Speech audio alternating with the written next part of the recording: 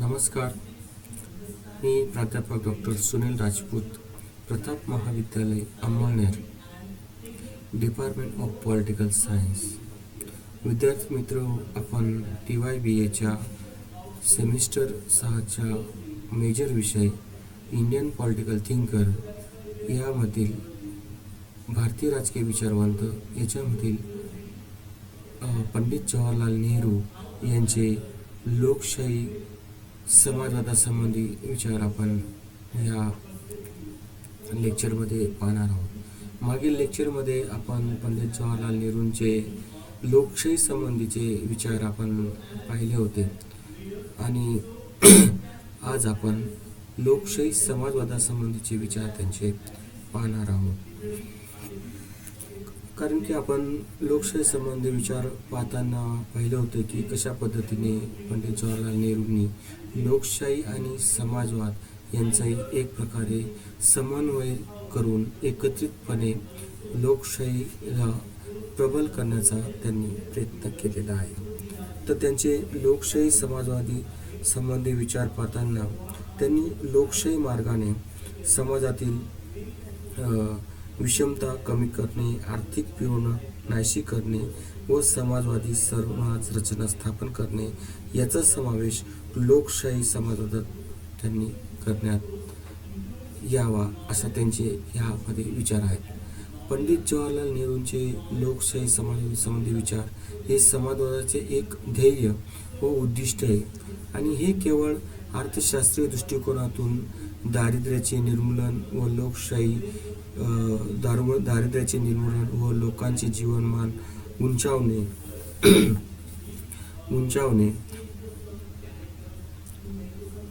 एवढ्यापुरतीच मर्यादित न ठेवता जीवनाचा एक नवा दृष्टिकोन म्हणून त्याचा त्यांनी काय केला आहे, स्वीकार केला पाहिजे असे त्यांचे मत होते. तसेच लोकशाही मार्गाने आपण जी समाजातील विषमता आहे ही विषमता कमी करणे, आर्थिक पिळवणूक नाहीशी करणे व समाजवादी समाज रचना स्थापन करणे याचा समावेश लोकशाही समाजवादात करण्यात येतो. पंडित जवाहरलाल नेहरूंनी 1958 मध्ये लिहिलेल्या पुस्तकात democracy, communism, socialism and capitalism या ग्रंथात त्यांनी लोकशाही समाजवादासंबंधी विचार जगापुढे असणाऱ्या सर्व आर्थिक व राजकीय समस्यांचे आणि त्यांच्या पर्यायाचे विवेचन करून आर्थिक व सामाजिक समस्या सोडवण्याचा एकमेव मार्ग म्हणून समाजवादाचा त्यांनी काय केलेला आहे, पुरस्कार हा केलेला आहे. त्यांनी केलेला आहे. पंडित नेहरूंनी भारतापुढे असणाऱ्या ज्या काही आर्थिक तसेच राजकीय समस्या आहेत या सोडवणूक करण्यासाठी लोकशाही समाजवादी विचारसरणीचा त्यांनी पुरस्कार केलेला असला तरी त्यांची समाजवादी विचारसरणी ही प्रामुख्याने भारतातील आर्थिक, सामाजिक तसेच राजकीय परिस्थितीवर आधारित अशी आहे आणि त्यांच्या मते भारताला ब्रिटिश राजवटीच्या नियंत्रणाखाली दीर्घकाळ राहावे लागल्यामुळे ब्रिटिशांनी भारतात मोठ्या प्रमाणावर दारिद्र्य निर्माण केले आणि त्यातून भारताची अर्थव्यवस्था कोलमडून भारतात नवश्रीमंतचा वर्ग तयार झाला आणि अल्पसंख्याक असलेल्या या श्रीमंत वर्गाने गरीब वर्गाचे शोषण, पिळवणूक करून त्यांच्या दैन्य व दारिद्र्यात भर टाकले. याशिवाय भारतात ब्रिटिश राजवटीत औद्योगिकीकरणात न झाल्यामुळे येथे दारिद्र्य व बेकारी मोठ्या प्रमाणावरती निर्माण झाले असून त्यांना हलाखीचे जीवन जगावे लागत आहे आणि म्हणून भारतीयांची या स्थितीस जसे परकीय म्हणजेच ब्रिटिश जबाबदार आहेत तसेच येथील भांडवलदार, जमीनदार, श्रीमंत वर्ग ही कारणीभूत आहेत आणि या परिस्थितीवर उपाययोजना करण्यासाठी लोकशाही समाजवादी विचारसरणीचा नेहरूंनी या ठिकाणी पुरस्कार केलेला आहे. पंडित नेहरू हे मानवतावादी विचारवंत असल्यामुळे त्यांनी लोकशाही शासन प्रणालीचा पुरस्कार केला होता आणि लोकशाहीची संकल्पना ही राजकीय क्षेत्रापुरतीच मर्यादित न मानता ती आर्थिक तसेच सामाजिक क्षेत्रातही प्रस्थापित करण्याचे ध्येय निश्चित केले होते. त्यालाच ते लोकशाही समाजवाद असे सुद्धा म्हणतात. नेहरूंच्या समाजवादी विचारांची जडणघडण विद्यार्थी दशेपासूनच तयार झाली असली तरी ते रशियातील समाजवादी क्रांतीने खास करून भारावून गेले होते आणि भारतातील दारिद्र्य व आर्थिक विषमता नष्ट करून देशाचा विकास साधण्यासाठी त्यांनी समाजवादी विचारसरणीचा स्वीकार सर्वप्रथम 1929 मध्ये लाहोर येथील काँग्रेस पक्षाच्या अध्यक्षपदावरून बोलताना केला होता. नेहरूंनी समाजवादाचा पुरस्कार केलेला असला तरी त्या संबंधात केवळ तात्विक किंवा सैद्धांतिक भूमिका न घेता समाजवाद प्रत्यक्षात आणण्यावर त्यांनी लक्ष केले. 1936च्या लखनौ काँग्रेसच्या अध्यक्षपदावरून बोलताना ते म्हणाले होते की दारिद्र्य आणि त्यातून निर्माण होणारे दोष ही एक जागतिक परिस्थिती असून तिच्यावर उपाययोजना या जगभर सारख्याच असल्या पाहिजेत. ते म्हणतात की दारिद्र्य आणि विषमता याची पाळेमुळे भारतीय जीवनात खोलवर रुजली असल्याने त्यांचे निर्मूलन समाजवादाच्या स्वीकाराशिवाय शक्य होणार नाही आणि म्हणून समाजवादाचे ध्येय व उद्दिष्ट हे केवळ अर्थशास्त्रीय दृष्टिकोनातून दारिद्र्याचे निर्मूलन व लोकांचे जीवनमान उंचावणे एवढ्यापुरतीच मर्यादित न ठेवता जीवनाचा एक नवा दृष्टिकोन म्हणून त्याचा आपण स्वीकार केला पाहिजे. नेहरूंना रशियातील जी साम्यवादाचे तसेच कार्ल मार्क्सच्या साम्यवादी तत्त्वज्ञानाचे आकर्षण होते तरी त्यातील क्रांतीची कल्पना त्यांना मान्य नव्हती आणि नेहरूंचा समाजवाद हा केवळ आर्थिक स्वरूपाचा समाजवाद नव्हता तर त्याला नैतिकता व मानवतावादाची सुद्धा जोड होती. भांडवलशाही व समाजवाद यातील विरोध लक्षात घेता ते समाजवादाकडे आकर्षित झाले असले तरी आधुनिक काळातील हुकुमशाही समाजवाद व लोकशाही समाजवाद यातील त्यांनी विरोध लक्षात घेता त्यांनी लोकशाही समाजवादाचा पुरस्कार या ठिकाणी केलेला आहे आणि त्यांच्या मते लोकशाही आणि समाजवाद या दोघांचा हेतू आर्थिक विषमता नष्ट करून सामाजिक न्याय मिळवून देणे हा असल्यामुळे त्यांच्यात परस्पर विरोध असण्याचे काही कारण नाही.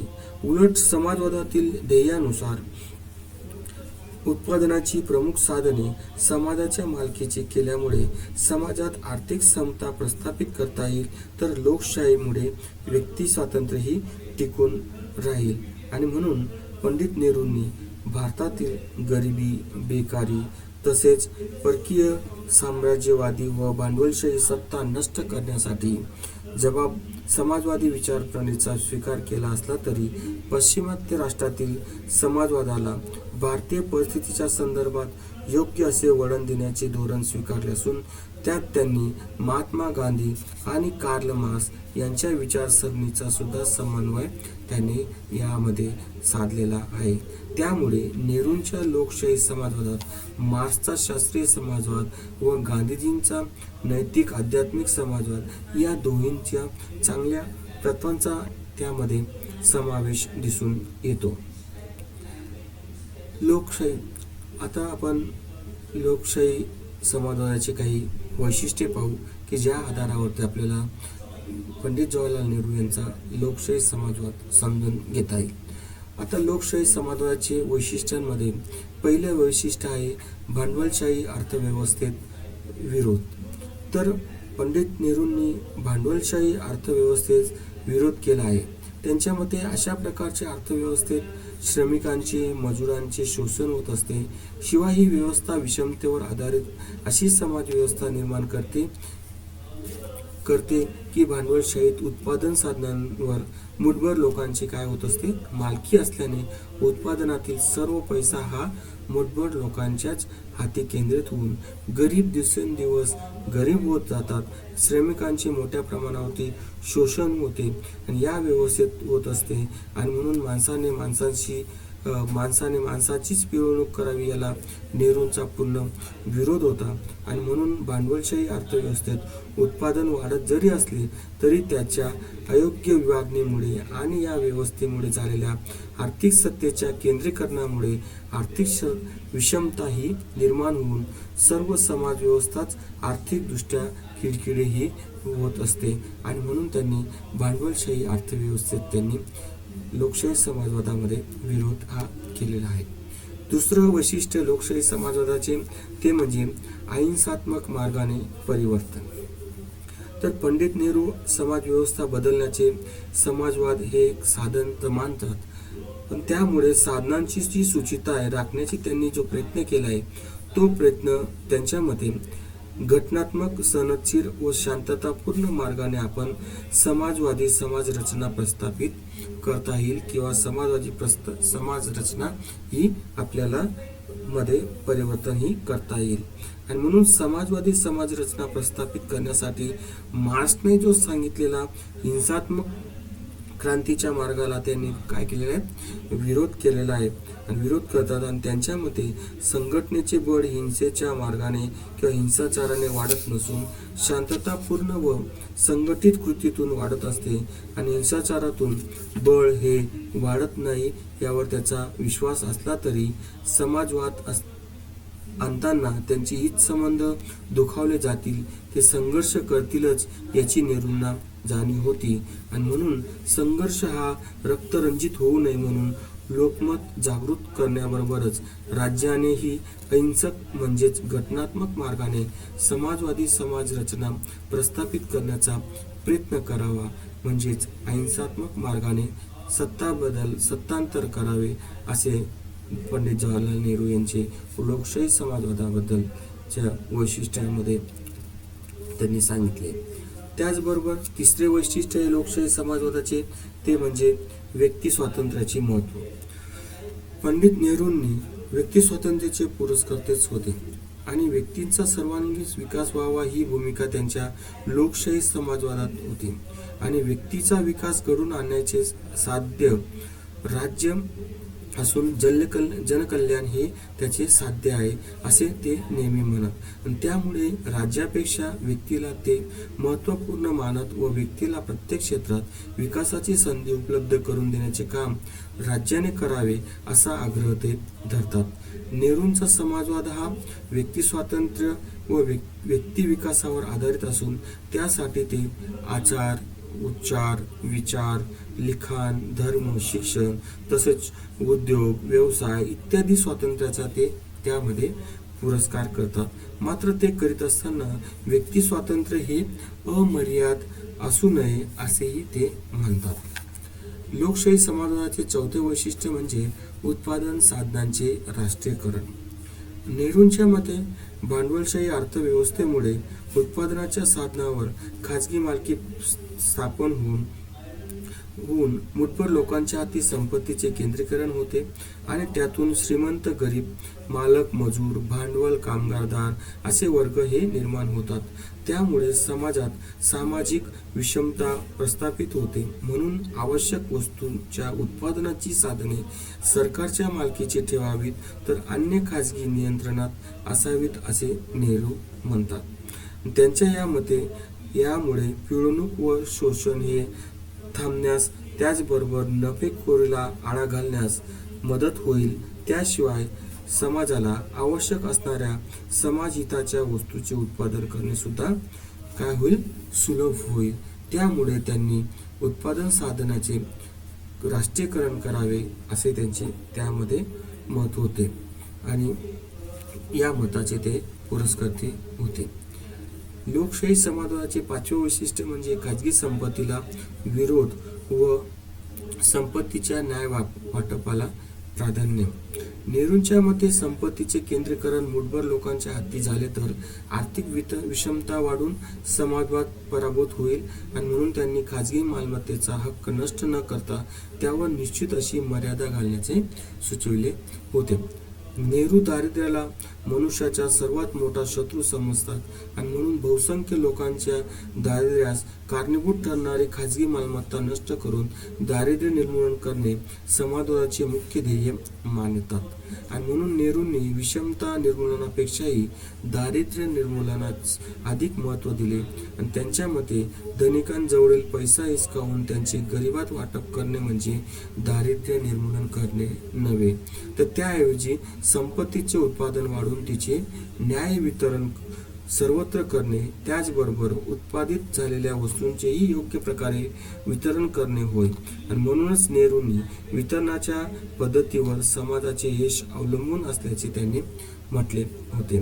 त्यांच्या मते प्रत्येक व्यक्तीला किमान जीवनमान उपलब्ध झाले पाहिजे, विकासाची समान संधी मिळाली पाहिजे, समाजातील विषमता संपुष्टात आली पाहिजे, गरीब आणि श्रीमंत यांच्यातील दरी कमी झाली पाहिजे. त्यासाठी खाजगी संपत्तीला विरोध करण्याबरोबर संपत्तीच्या न्याय वाटपाचा सुद्धा त्यांनी पुरस्कार केलेला आहे.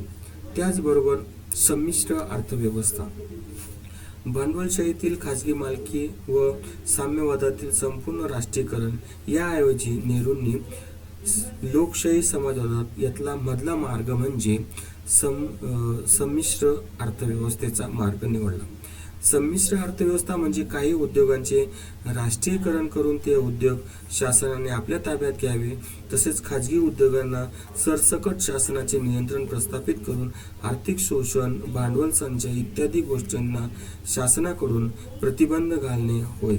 याशिवाय देशाच्या आर्थिक विकासासाठी केवळ उत्पादन वाढीकडेच लक्ष न देता त्यांच्या वितरणाकडेही लक्ष देणे आवश्यक असून समान आर्थिक न्यायाच्या भूमिकेतून प्रत्येकाला उत्पादनाचा योग्य वाटा देऊन संपत्तीचे न्याय वितरण त्यांनी केले पाहिजे, या मताचे नेहरू होते. त्याचबरोबर आर्थिक नियोजनाला प्राधान्य, राष्ट्राची सर्वांगीण प्रगती होण्यासाठी सर्वप्रथम राष्ट्राची आर्थिक प्रगती होणे आवश्यक असून त्यासाठी आर्थिक क्षेत्रात नियोजन व नियोजनाद्वारे उद्योगीकरण याचा स्वीकार करणे आवश्यक आहे, असे नेहरू म्हणतात. त्यांच्या मते समाजातील विविध प्रश्न सोडवण्यासाठी व विशेषतःने आर्थिक प्रश्न सोडवण्यासाठी आर्थिक नियोजनाचा मार्ग हा एकमेव व सर्वोत्तम मार्ग आहे. आणि भारतातील हालाकीची जी स्थिती आहे ती स्थिती सुधारण्यासाठी तसेच भारतातील शेती व औद्योगिकरणाचा विकास घडून आणण्यासाठी पंडित नेहरूंनी पंचवार्षिक योजनेची आखणी करून लोकशाही मार्गाने समाज परिवर्तन घडून आणण्याचा प्रयत्न केला. त्यासाठी त्यांनी भारतात अवजड व मोठ्या उद्योगांबरोबर ग्रामोद्योग, कुटीरोद्योग चालना देण्याचे प्रयत्न केले. त्याशिवाय देशाचा आर्थिक विकास त्वरेने घडून आणण्यासाठी त्यांनी नियोजन मंडळाची स्थापनाही त्या ठिकाणी केलेली आहे. याचबरोबर शेवटचं वैशिष्ट्य म्हणजे सामूहिक हिताला प्राधान्य. यामध्ये नेहरूंनी लोकशाही समाजवादाला आपल्या विचारात प्रमुख स्थान दिल्यामुळे भारतासारख्या देशात आर्थिक विषमता, दारिद्र्य नष्ट करण्यासाठी संमिश्र अर्थव्यवस्था, आर्थिक नियोजनाला प्राधान्य तर दिले होतेच, मात्र त्यांची यशस्वी अंमलबजावणी करताना म्हणजेच आर्थिक नियोजनाची प्रक्रिया राबवताना तसेच देशातील औद्योगिकरणास गती देताना सामूहिक हिताचाही विचार करावयाचे सुचवले होते. त्यांच्या मते दारिद्र्य निर्मूलनाच्या बाबतीत तसेच जीवनावश्यक वस्तूंचे वितरण करण्याबाबत व्यक्तिहितापेक्षा सार्वजनिक हित अधिक महत्त्वाचे आहे. त्यासाठी त्यांनी उद्योगधंद्यांचे राष्ट्रीयकरण तसेच खाजगी मालमत्तेलाही काही प्रमाणात मान्यता ही देताना सामूहिक हिताला सुद्धा त्यांनी प्राधान्य हे दिलेले आहे. आणि लोकशाही समाजवादाचे शेवटचे वैशिष्ट्य म्हणजे समाजवादाचे व्यापक स्वरूप. तर पंडित नेहरूंनी समाजवादास केवळ आर्थिक धोरण मानले नाहीत, त्याचा समाजवाद हा साचेबंद वा टोकडेबाज नव्हता, तर त्यांचे स्वरूप व्यापक होते. त्यात प्रचलित समाजव्यवस्थेऐवजी नवीन शोषणरहित, विषमतारहित समाजव्यवस्था कशा प्रकारे निर्माण करता येईल याचीही त्यांनी दखल यामध्ये घेतलेली आहे. आणि म्हणून नेहरूंना समाजवाद हा आर्थिक क्षेत्राप्रमाणेच सामाजिक तसेच राजकीय क्षेत्रात सुद्धा अपेक्षित होता. आणि त्यांच्याच शब्दात सांगायचं झालं तर माझ्या दृष्टीने समाजवाद म्हणजे केवळ एक अर्थशास्त्रीय सिद्धांत नव्हे, तर समाजवाद म्हणजे भारताच्या नवीन संस्कृतीची निर्मिती करणे असून या समाजवादाचे क्षेत्र आर्थिक, सामाजिक, राजकीय तसेच राष्ट्रीय आणि आंतरराष्ट्रीय स्वरूपाचे असावे. त्यात व्यक्तीचे स्वातंत्र्य आणि समाजातील आर्थिक समानता यांचा त्यामध्ये समन्वय असावा या दृष्टिकोनाचे होते. अशा पद्धतीने भारतासारख्या अविकसित देशाचा विकास समाजवादी पद्धतीची समाजरचना, आर्थिक नियोजन व मिश्र अर्थव्यवस्था आणि लोकशाही शासन पद्धती याद्वारेच होऊ शकते असे नेहरूंना वाटत होते आणि म्हणून त्यासाठी त्यांनी लोकशाही समाजवादी विचारसरणीचा पुरस्कार केला होता. 1936 मध्ये ते म्हणतात, समाजवाद म्हणजे अशी एक पद्धतीची जात, भूमी आणि भूमीची फळे की याचा समाजाच्या हितासाठी अशा तऱ्हेने उपयोग केला जावा की त्यामुळे मिळणारा लाभ हा खाजगी मालमत्तेच्या अपघाताने न ठरता लोकांनी केलेल्या सेवेच्या प्रमाणात ठरावा. अशी त्यांची ही अशा प्रकारे त्यांच्या लोकशाही समाजवादाबद्दल विचारांमध्ये आपल्याला दिसून येत असते.